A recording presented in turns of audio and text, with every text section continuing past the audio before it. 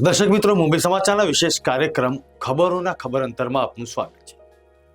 આજે રવિવાર 21 ડિસેમ્બર અને લગભગ મોટા ભાગના વાચકો આજે રજાના મૂડમાં હશે અને એટલે જ મહારાષ્ટ્ર, ગુજરાત અને દેશ અને દુનિયામાં શું બની રહ્યું છે તે સમાચારો આપ સુધી પહોંચાડવાનો અમે પ્રયત્ન કરી રહ્યા છીએ.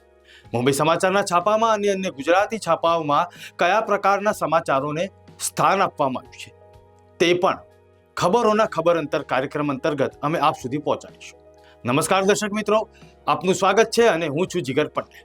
સૌપ્રથમ નજર કરીએ મુંબઈ સમાચારથી. મુંબઈ સમાચારના પ્રથમ પાને એપ્સ્ટીન સેક્સકાંડની હજારો ફાઇલ્સ ખુલી છે અને તે હેડલાઇન સાથે સમાચારને સ્થાન આપવામાં આવ્યું છે. અમેરિકાના જસ્ટિસ ડિપાર્ટમેન્ટે સેક્સકાંડના ગુનેગાર જેફરી એપ્સ્ટીન અંગેની હજારો ફાઇલોની શુક્રવારે જાહેરાત કરી હતી. આ ઉપરાંત T20 વર્લ્ડ કપની ટીમમાં રિંકુ સિંહને સ્થાન આપવામાં આવ્યું છે. તે સમાચાર અત્યારે હાલ હેડલાઇન સાથે છે અને સૂર્યા કેપ્ટન અને અક્ષર પટેલ વાઇસ કેપ્ટન તરીકે જાહેરાત કરવામાં આવ્યા છે તેની પણ સમાચારોમાં સ્થાન આપવામાં આવ્યું છે.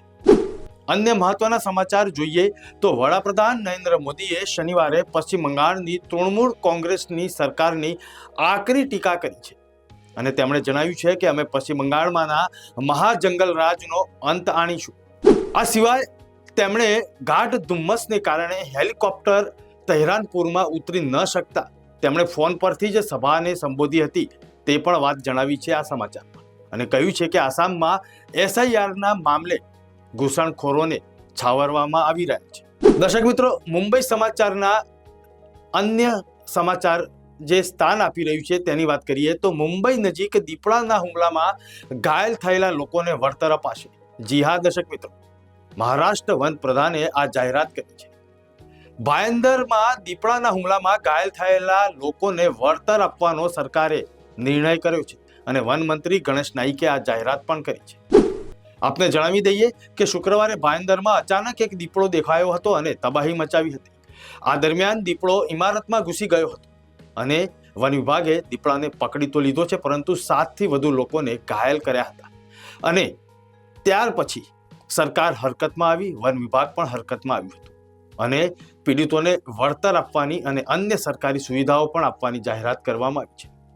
દર્શક મિત્રો, અન્ય સમાચાર જોઈએ તો મુંબઈ સમાચારના અંદરના પાના પર જે મુંબઈને લગતા સમાચાર છે અને મુંબઈ ઘરાઓ માટેના અગત્યના સમાચાર છે તેને સ્થાન આપવામાં આવ્યું છે.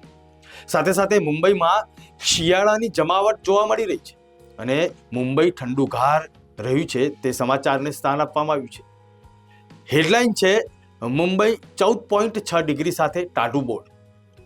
આ ઉપરાંત મુંબઈ ઘરો આજે સાવધાન રહેજો કારણ કે મેગા બ્લોક જાહેર કરવામાં આવ્યો છે અને ટ્રેનના ધાધિયા જોવા મળશે તે હેડલાઇન પણ છાપવામાં આવેલી છે. અંદરના પાને અન્ય સમાચાર જોઈએ તો ગુજરાતના સમાચાર પણ અહીં સ્થાન આપવામાં આવ્યું છે અને આ પાના પર ગાંધીનગરના સેક્ટર 24ના ઇન્દિરાનગર છાપરા વિસ્તારમાં 5 વર્ષની બાળકી પર થયેલા દુષ્કર્મ કેસમાં ઝડપાયેલા આરોપી પર જાબાજ મહિલા ઓફિસરે ફાયરિંગ કર્યું હતું કારણ કે આ નરાધમ ભાગવાની કોશિશ કરી રહ્યો.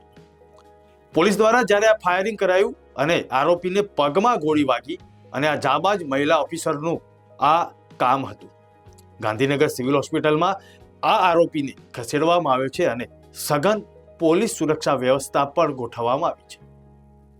દર્શક મિત્રો, આ ઉપરાંત ગુજરાતના પાને અન્ય એક મહત્વના સમાચાર ઉડીને આંખે વળગી છે.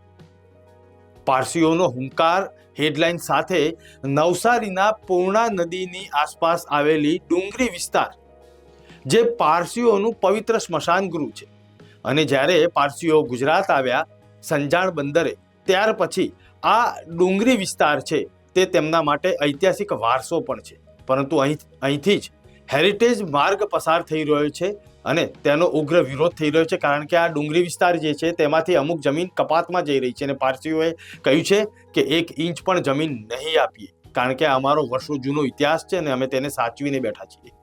આ ઉપરાંત ગુજરાતના પાને સુરતમાં 500થી વધુ લોકો ઘરને તાળા મારીને ફરાર થઈ ગયા છે અથવા તો ગાયબ થઈ ગયા છે કારણ કે આ સુરતની અંદર આવેલો મિની બાંગ્લાદેશ વિસ્તાર છે અને અહીં SIRની કામગીરી શરૂ થઈ ત્યારથી જ આ લોકો ગાયબ થઈ ચૂકેલા છે અને આ સમાચાર ચોંકાવનારા છે.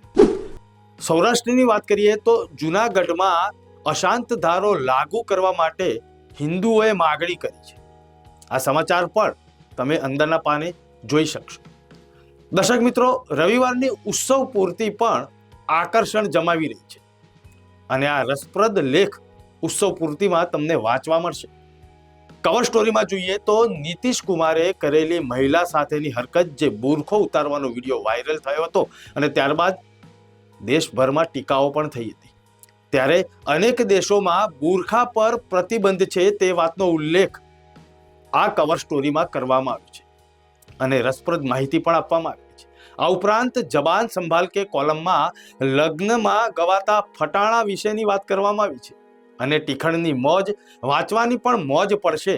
વાચક મિત્રો, દર્શક મિત્રો, આ ખાસ વાંચજો, કારણ કે અત્યારે હાલ લગ્નસરાની સિઝન ચાલી રહી છે અને સાથે જ કેટલાક ભૂલાઈ ગયેલા ફટાણા લગ્ન ગીતોનો ઉલ્લેખ કરવામાં આવેલો છે અને તેનો જે વાંચવાની મોજ છે તે કદાચ ગુજરાતી વાચકો દર્શકોને મજા પડશે. કારણ કે ગોર કરો ને ઉકેલ, ગોર લટપટિયા અને વરપક્ષે ગવાતા પોખણાના ફટાણા વિશે પણ આ વાત કરવામાં આવી છે અને ઘરમાં નહોતી ખાંડ જેવા લગ્ન ગીતોની વાત કરવામાં આવી છે. વાંચવાનું ન ચૂકતા. દર્શક મિત્રો, આ તો વાત હતી મુંબઈ સમાચાર અને મુંબઈ સમાચારના વાચક, પરંતુ ગુજરાતી વાચકો માટે ગુજરાતના અન્ય અખબારોની પણ વાત અમે આ ખબરોના ખબર અંતર કાર્યક્રમ અંતર્ગત કરતા હોઈએ છીએ. સંદેશની વાત કરીએ તો પહેલા પાને T20 ઇન્ડિયા ટીમની જે જાહેરાત કરવામાં આવી છે તેને પ્રાધાન્ય આપવામાં આવ્યું છે, જેમાં ગિલની હકાલપટ્ટીની હેડલાઇન સાથે આ વાત તમારા સુધી પહોંચી રહી છે. સાથે બીજા એક રસપ્રદ ન્યૂઝ પહેલા પાને સ્થાન પામ્યા છે, તે બજેટના છે. આ વખતનું યુનિયન બજેટ રવિવારના દિવસે રજૂ થશે તેવી સંભાવનાઓ સંદેશે છાપેલી છે. બીજા એક ન્યૂઝ પર ધ્યાન ખેંચી શકાય તેવું છે. નાના છે સમાચાર, પરંતુ રસપ્રદ છે, કારણ કે તે મહારાષ્ટ્રની શાળાઓ ગ્લોબલ કે ઇન્ટરનેશનલ શબ્દ સાથે જોડી શકાશે નહીં તે વાતને અહીં સ્થાન આપવામાં આવ્યું છે. આ સાથે તમામ ન્યૂઝપેપર્સે અમદાવાદના એક ટ્રાફિક પોલીસે મહિલા ટુ વ્હીલરને થપ્પડ મારી હતી તે વાતને પણ સ્થાન આપેલું છે. અને જેમાં બીજા એક બિઝનેસ પેજ પર જ્યારે અહેવાલ જોઈએ તેમાં કર્મચારીઓ પેન્શન બચત પર લોન મેળવી શકશે તે સમાચારને પણ સ્થાન આપવામાં આવ્યું છે. ગુજરાતના અન્ય એક અગ્રણી અખબાર ગુજરાત સમાચારની વાત કરીશું. ગુજરાત સમાચારે સ્થાનિક સમાચારોમાં ટ્રાફિક પોલીસે મહિલા ચાલકને લાફો માર્યો અને તેમજ દુષ્કર્મનો આરોપી જ્યારે ભાગી જતો હતો ત્યારે જાબાજ મહિલા પોલીસે તેના પગમાં ગોળી મારી તે સમાચારને સ્થાન આપ્યું છે.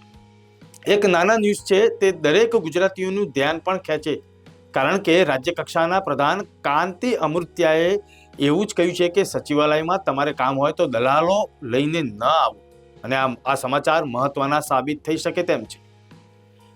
આ સાથે જ ગ્રાન્ટેડ સ્કૂલોની ગ્રાન્ટ કાપવાની વાતને પણ સ્થાન આપવામાં આવ્યું છે. અમદાવાદ શહેરને પાણી પહોંચાડવામાં કેટલો ખર્ચ થાય છે તે સમાચાર જાણીને આપને કદાચ આશ્ચર્ય પણ થશે.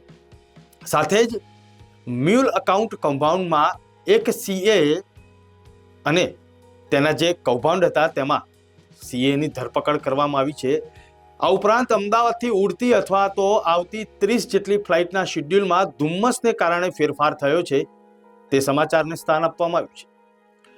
પેજ નંબર 5 પર અરવલ્લી પહાડ મામલે સરકારે જે નિર્ણય કરેલો છે તેનો સોશિયલ મીડિયામાં જે વિરોધ થઈ રહ્યો છે તેની છણાવટ સાથે ન્યૂઝ આપવામાં આવે છે. સાથે સાથે બીજા એક સમાચારની વાત કરીશું તો સૌરાષ્ટ્રના અગ્રીમ અખબાર ફૂલછાપમાં પ્રથમ પાને વડાપ્રધાન નરેન્દ્ર મોદીએ જે દેશદ્રોહીઓની વાત કરી છે અને ઘૂસણખોરોને છાવરી રહ્યા છે તે સમાચારને પ્રાધાન્ય આપવામાં આવ્યું છે. અને બીજી એક વાત કરેલી છે, વાંચવા જેવી છે, કે મનરેગામાંથી નામ સુધારો થાય તે પહેલા જ 16 લાખ જેટલા શ્રમિકોના નામ બાકાત થયાના સમાચાર આપવામાં આવેલા છે.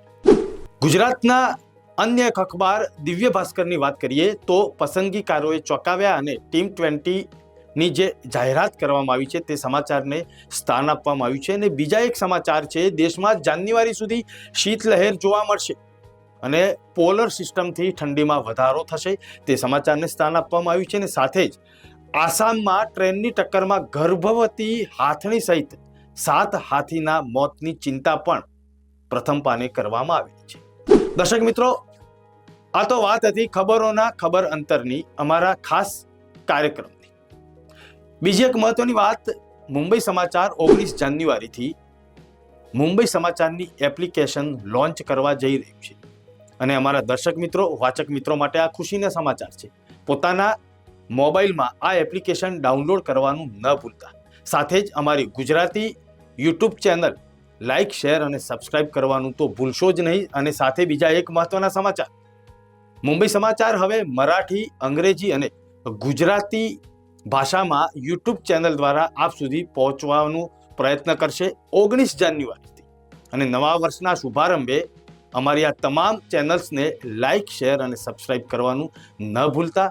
અને જોતા રહેશો ખબરોના ખબર અંતર્ગત આ વિશેષ કાર્યક્રમ. નમસ્કાર.